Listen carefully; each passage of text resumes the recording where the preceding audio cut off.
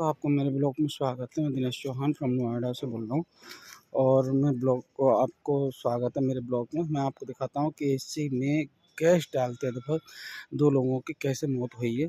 बहुत तगड़ी भयानक मौत हुई है और एसी में कंप्रेसर फटने की वजह से बहुत तगड़ी मौत हुई है। मुझे भी पता चला है तो मैं आपको लेके चलता हूँ उस दुकान पे जहाँ पर दुर्घटना हुई थी। अभी कोई है नहीं, दुकान खुली हुई है उनकी और मैं आपको दिखाता हूँ कि यहाँ पर एसी कैसे मौत हुई है। एसी की मौत का कारण ये बता रहे हैं, ये पता चला है कि एसी में दुर्घटना कैसे होती है। एसी में दुर्घटना ऐसे होती है कि जब गैस डालते हैं और कोई, ये दुकान है इनकी और यहाँ पर अभी कोई है नहीं, वो लड़कों को लेकर चले गए हैं यहाँ से। ये देखिए 2 लड़कों की यहाँ पर मौत हो चुकी है गैस डालने से। कंप्रेसर फटा है बहुत बुरी तरीके से।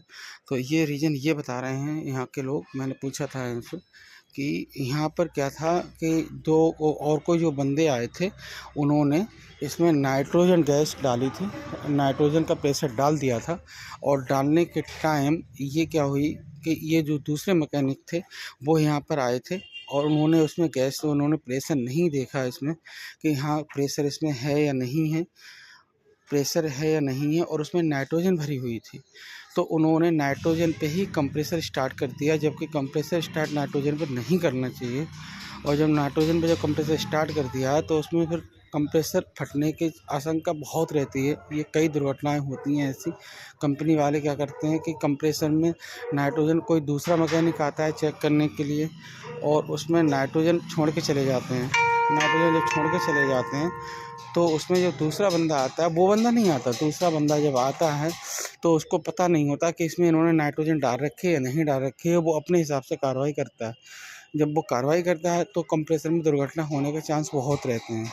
जब बहुत रहते हैं तभी कंप्रेसर फट जाते हैं और कंप्रेसर फटने के चांस ये रहते हैं कि नाइट्रोजन जब उसका प्रेशर होता है, जब उसमें प्रेशर होता है तो नाइट्रोजन का, तो उसको पता नहीं होता और दूसरा बंदा जब आता है साइड पे तो वो अपने उस हिसाब से काम करता है। जब कंप्रेसर चलाया तो कंप्रेसर फट गया, क्योंकि नाइट्रोजन का प्रेशर बहुत तगड़ा होता है। इसीलिए जब भी एसी आप चेक करने जाएं तो उसमें सबसे पहले प्रेशर देखें कि इसमें प्रेशर स्टोर कर रखा है या नहीं कर रखा है।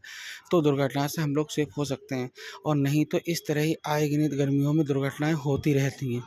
तो यहाँ पर यही दुर्घटना हुई थी कि ये साइड से अपनी एसी लेके आए थे और ले आने के बाद यहाँ पर इन्होंने चेक नहीं किया कि एसी में नाइट्रोजन है या नहीं है, और इन्होंने कंप्रेसर स्टार्ट कर दिया। कंप्रेसर तुरंत ही फट गया और उसका जो थिम्बल था, जो कंप्रेसर का थिम्बल था वो भी इन्होंने चेक नहीं किया था, वो बहुत ही लूज था।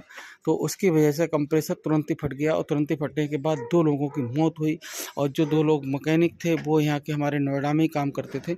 तो यहाँ पर, और ये इस दुकान पे वो काम करते थे। यहाँ पर मैं दिखाता हूँ, ये एरिया है, देखो ये एरिया इनकी है जहाँ पर ये काम करते थे, आपको मैं दिखा रहा हूँ। और ये बहुत ही दुर्घटना बहुत तगड़ी है, ये छोटी मोटी दुर्घटना नहीं है। और ये दुकान है इनकी, अभी वो मैकेनिक गए हैं यहाँ से लेके, और ये दुकान पे उसको काम करते थे। वो छोटी सी दुकान है इनकी मैकेनिक की। तो मुझे जब पता चला था तो मैं यहाँ पर आया था। मैंने कि लाइए अपने दोस्तों को दिखाते हैं कि ये क्या दुर्घटना हुई, क्यों नहीं, कैसे हुई। तो इन्होंने सबने मुझे बताया कि ऐसे ऐसे दुर्घटना हुई। तो इस दुर्घटना से हम लोग बचें और काम सेफ्टी से करें और ध्यान रखें कि कैसे एसी बनाते हैं, कैसे नहीं बनाते हैं।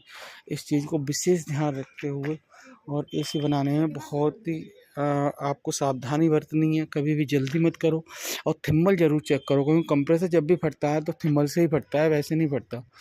क्योंकि कंप्रेसर जब फटता है तो थिम्बल लूज होते हैं और लूज होने की वजह से वो टर्मिनल उसका जब उड़ जाता है, हम लोग बोलते हैं कंप्रेसर फट गया, तो कभी भी कंप्रेसर नहीं ब्लास्ट होता, उसके टर्मिनल उड़ते हैं और टर्मिनल से वहाँ पर आग लगती है। जो आग लगती है तो उस मैकेनिक को भी दुर्घटना होती है, कंप्रेसर फट जाता है, ऑयल आ जाता है, बहुत हीट होता है, इसीलिए दुर्घटना हो जाती है यहाँ पर।